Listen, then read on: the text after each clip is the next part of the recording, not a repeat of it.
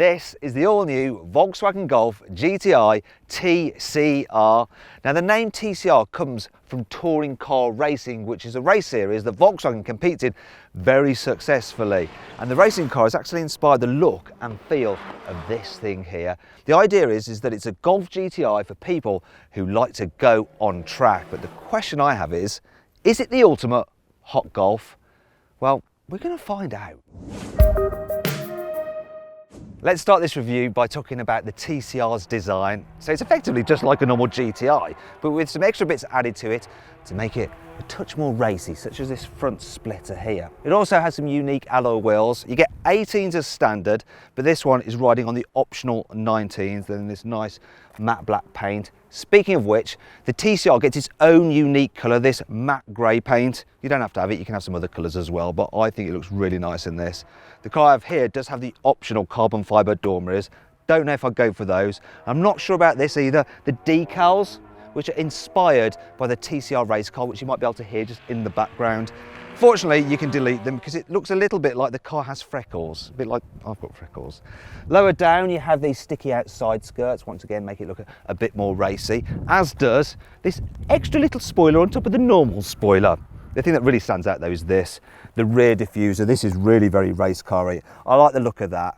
But what do you think? Do you prefer the look of this TCR GTI, the normal GTI, or the Golf R? Click on the pop-out banner in the top right-hand corner of the screen to vote.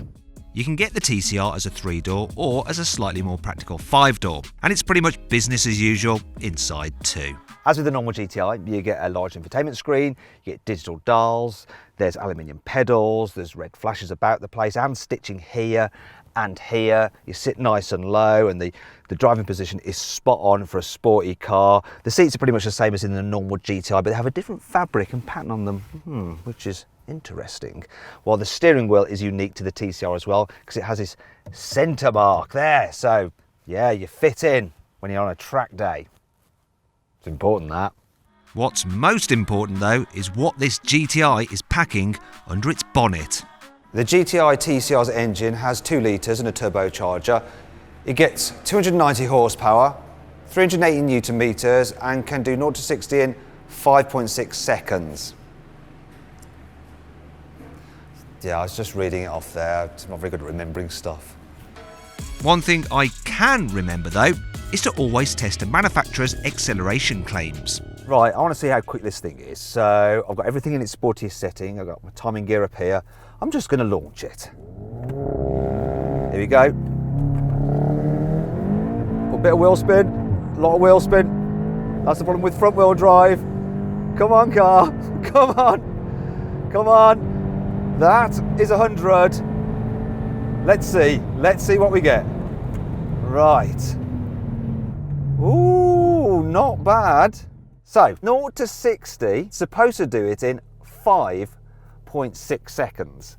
I got 5.3 seconds. Let's check out the standing quarter. So this car did the standing quarter in 13.6 seconds. It's pretty impressive. Okay, now I want to see how much quicker the race car which inspired the road car is. I'm strapped in, obviously they're making me wear a helmet for reasons. That would be safety reasons. It's got an automatic gearbox. It's pretty much the same to launch as the road car. Difference with this though is that while it has the same engine, it's tuned to 350 horsepower. There's also 420 newton meters of torque, so 40 newton meters more, and this car weighs about 200 kilos less, around 1200 kilos. Now the only difference is that I can't use my figuring gear at all because it doesn't have a 12 volt socket, this car, so I'm having to use my phone, which is just mounted on the dash, and that's using an app. Hopefully it'll work. Might not. It's a bit temperamental, but we're going to give it a go anyway. So let's do it.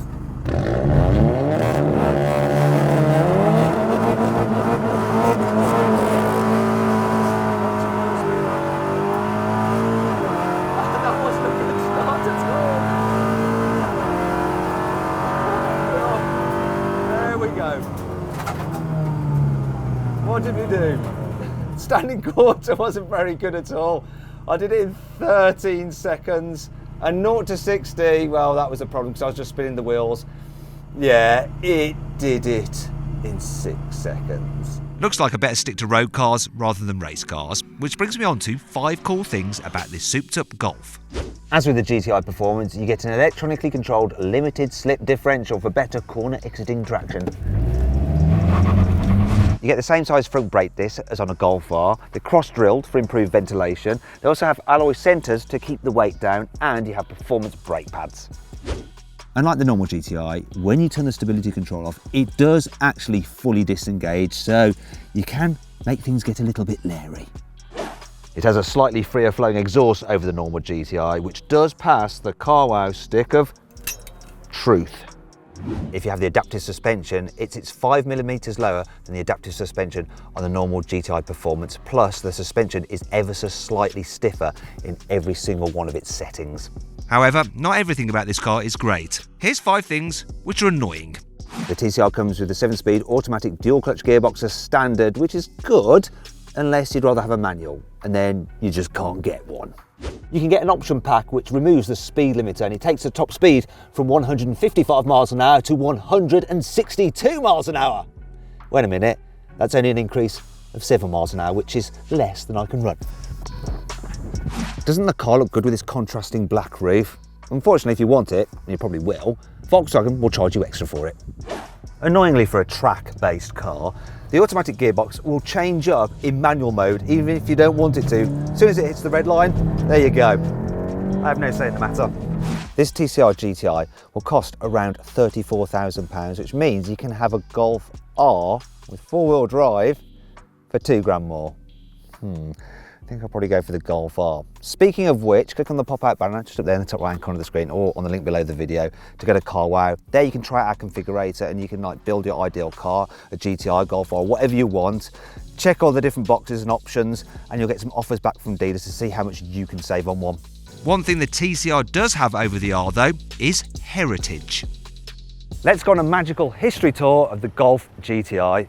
So in the early 70s, a small bunch of renegade VW engineers started to develop a performance version of the Golf, and then they presented it to the board of management, who knew nothing about it, but they loved it so much they signed it off, and in 1976 this was released, the Mark I Golf GTI. Initially it had a 1.6 litre fuel injected engine with 110 horsepower, and later a 1.8 with 110 horsepower. Then in 1985, the Mark II arrived with the same engine as the Mark I, but later a 16-valve version was released with 130 horsepower, and that's what this car is. Then, in 1991, the Mark III came along. It had a 2-litre engine with 115 horsepower, but there was a 16-valve which came along later with 150 horsepower. Then in 1997, the Mark IV was released. So it had a 2-litre engine with 115 horsepower, but eventually there's a 1.8 litre turbo with 180 horsepower, which was much more like it, and that's what this car has here. Then in 2003, the Mark V came along with a 2 litre turbo with 200 horsepower. This is actually a special edition Pirelli version with 230 horsepower. Moving on finally to the Mark VI, which came along in 2008. It had a 2 litre turbo petrol with 210 horsepower. This car here though is a limited edition 35 anniversary model, and it celebrates 35 years of the GTI, and as such has 235 horsepower. There you go. I hope you enjoyed that trip down memory lane. Now, some classic car fans claim the very oldest models are the most enjoyable to drive, but legend doesn't always equal the truth, especially where hot Golfs are concerned. Now, a lot of people think the Mark I GTI was the first ever hot hatch, but that isn't actually true. It was just one of the first. The thing that set it apart was the fact that its fuel-injected engine would start every single time, even in cold weather, and that made it really easy to live with. So, driving it today, how does it feel? Well, it's all right. The engine picks up fairly sharpish. It's not fast, it's nippy. Brakes aren't so good though, no. Modern cars are way better, trust me.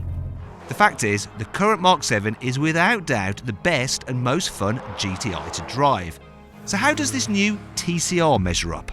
Well, I really like the engine, so it's got plenty of low down and mid-range shove, just like the normal GTI Performance, but it just keeps on pulling harder to the red line. It doesn't ever seem to run out of puff. That just makes it just a little bit more angry and aggressive. I like that about it. I also like the fact that the suspension is stiffer, so when you're really cornering hard, the car is just a bit more stable. It stays flatter, feels a touch more pointy. The flip side of it though is that if you do hit some bumps, it can get a little bit more upset, and generally day-to-day living, it's just not going to be as comfortable to live with as a normal GTI performance. As a weekend car, you're not going to care about that at all. The only thing you might care about though is if you want it as a weekend car, you want that full involvement, and you can't get a manual gearbox. However, head out on circuit and all is forgiven.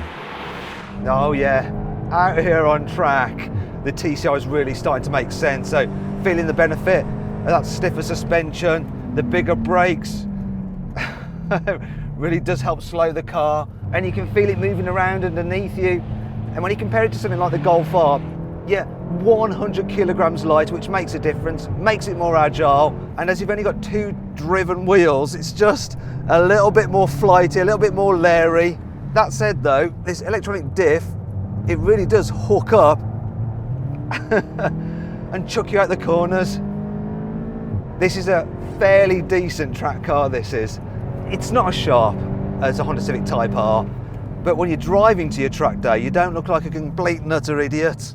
So then, where does all that leave us? Well, I think this is a really good car, and if you want a hot Golf and plan to go on track a lot, this is the one to have. However, if you don't plan to go on track, just spend the extra and get a Golf R. If you enjoyed this video, please click on our logo to subscribe to this channel, or to watch more content on the bottom right hand corner. However, if you want to save money on a car, click on the right to go to our deals page to see how much money you can save at CarWow.